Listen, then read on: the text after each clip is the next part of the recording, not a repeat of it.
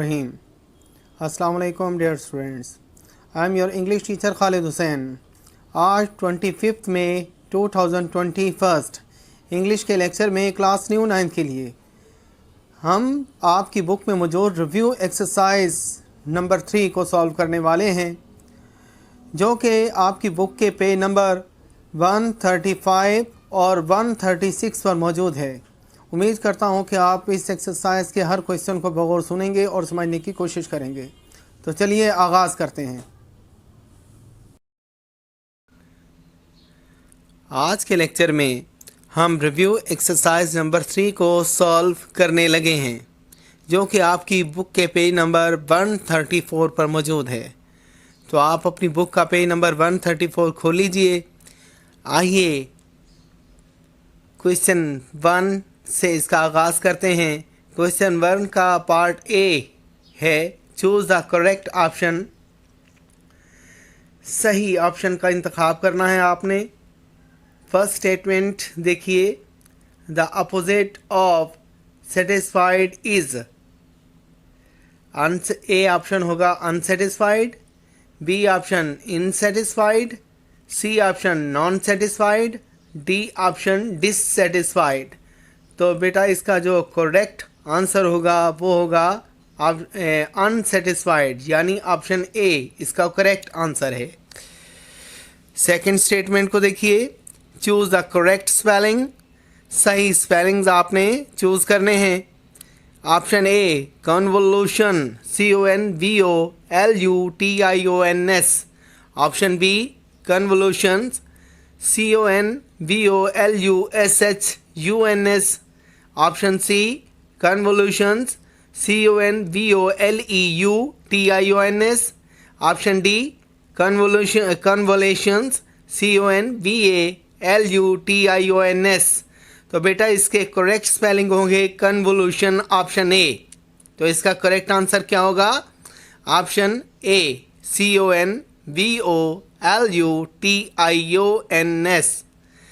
Next statement देखिए, which of the following means the same as gradually.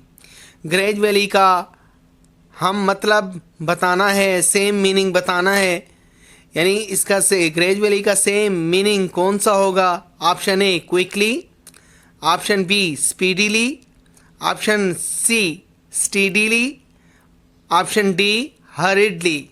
तो बेटा gradually का सेम मीनिंग होगा स्टीडीली, यानी ऑप्शन सी इसका करेक्ट आंसर होगा।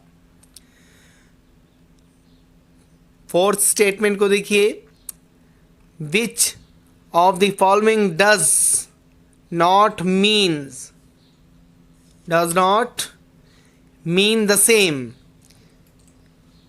जी बेटा वो कौन manifold, which of the following does not mean the same as manifold.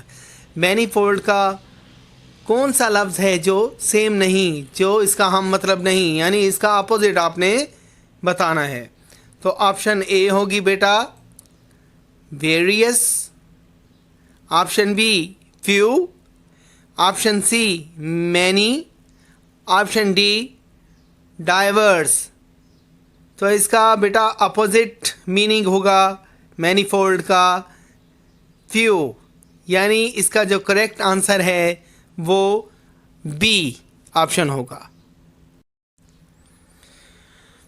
जी बेटा, तो इसी एक्सरसाइज के नेक्स्ट पार्ट को सॉल्व करते हैं, यानी इसके ग्रामर के पोर्शन को देखते हैं। Choose the correct option. First statement देखिए, the teacher said to us work hard. बेटा ये स्टेटमेंट डायरेक्ट स्पीच में है और इसे इनडायरेक्ट स्पीच में कन्वर्ट करने के बाद हमने ये देखना है कि कौन सी ऑप्शन है जो इसका करेक्ट इनडायरेक्ट स्पीच है। Option A, the teacher said to us to work hard. Option B, the teacher told us to work hard. Option C, the teacher advised us to work hard. Option D, the teacher asked us to work hard. तो बेटा इसका जो correct indirect speech है वो option C है, यानी the teacher advised us to work hard. Next statement यानी statement number 2 को देखिए, which of the following is a phrase, इनमें से कौन सी फ्रेज है।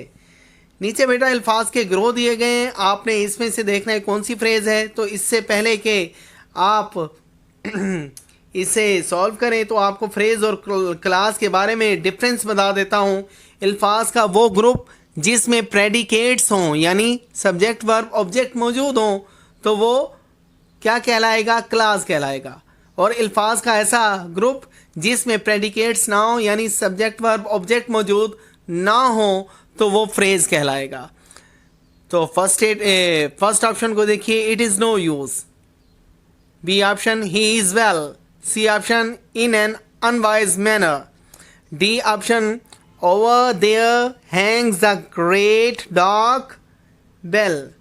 बेटा यहाँ पर ऑप्शन सी एक अल्फाज का ऐसा ग्रुप है जिसमें ना तो सब्जेक्ट है, ना वर्ब है, ना ऑब्जेक्ट है, लिहाजा ये एक फ्रेज कहलाएगी। सी ऑप्शन इसका करेक्ट आंसर होगा। तो बेटा स्टेटमेंट नंबर 3 को देखते हैं। Beside the ungathered rice he lay, the underline phrase is a or an, adjective phrase, noun phrase, preposition phrase, adverb phrase. तो बेटा इसका करेक्ट आंसर होगा एडवर्ब फ्रेज, यानी ऑप्शन डी इसका करेक्ट आंसर है। नेक्स्ट स्टेटमेंट यानी statement number 4 को देखते हैं। He led a life devoid of blame, the underline phrase is a or an, adverb phrase, noun phrase, adjective phrase, preposition phrase. तो बेटा इसका करेक्ट आंसर होगा एडजेक्टिव फ्रेज, यानी ऑप्शन सी इसका करेक्ट आंसर है। नंबर 5 पर देखिए, the moment which is lost for ever, the underlined word is a or an, indefinite pronoun, reflexive pronoun, possessive pronoun और रिलेटिव प्रोनाउन। तो बेटा इसका करेक्ट आंसर होगा रिलेटिव प्रोनाउन। जी बेटा, तो नेक्स्ट स्टेटमेंट यानी स्टेटमेंट नंबर 6 को देखिए। Why don't you go along dash your brother.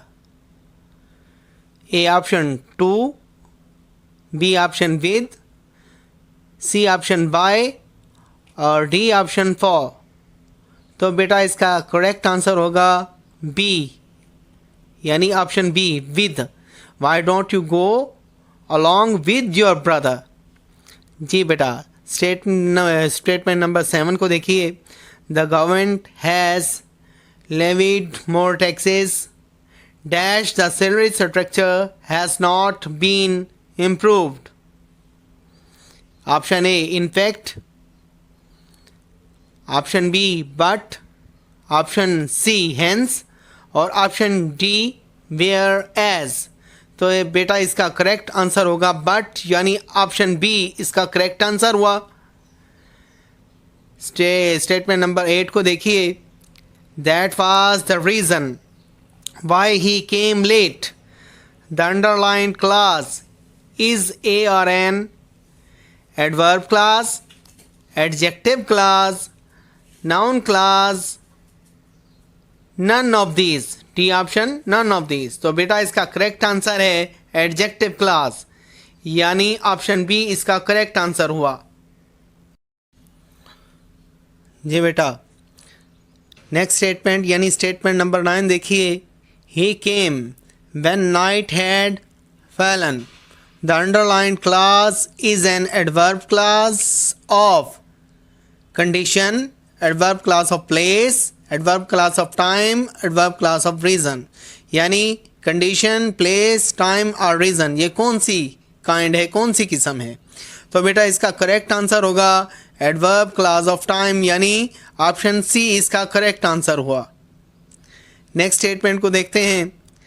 They can stay where they are, the underline clause is an adverb clause of condition, place, time, reason. Condition, place, time और reason. तो बेटा इसका जो correct answer होगा वो होगा place, यानी option B इसका करेक्ट आंसर है। 11th स्टेटमेंट को देखते हैं। I am glad that you like it. The underlined class is an adverb clause of condition, place, time और रीज़न। तो बेटा इसका करेक्ट आंसर होगा रीज़न, यानी ऑप्शन डी इसका करेक्ट आंसर हुआ। तो अब बेटा नेक्स्ट स्टेटमेंट यानी स्टेटमेंट नंबर 12 को देखते हैं। If I were you I would not do that. This sentence is conditional dash conditional type 1, type 2, type 3, none of this. बेटा ये कंडीशनल टाइप 1, 2 या 3 इनमें से कौन सा है? तो बेटा इसका करेक्ट आंसर होगा टाइप 2, यानी ये सेंट कंडीशनल टाइप 2 है। अगर इफ वाले हिस्से में सिंपल पास्ट टेंस हो और रिजल्ट वाले हिस्से में वुड, शुड, कुड या माइट का इस्तेमाल हो तो वो सेंटेंस कंडीशनल टाइप 2 सेंटेंस कहलाता है, यानी ऑप्शन बी इसका दुरुस्त ऑप्शन होगा।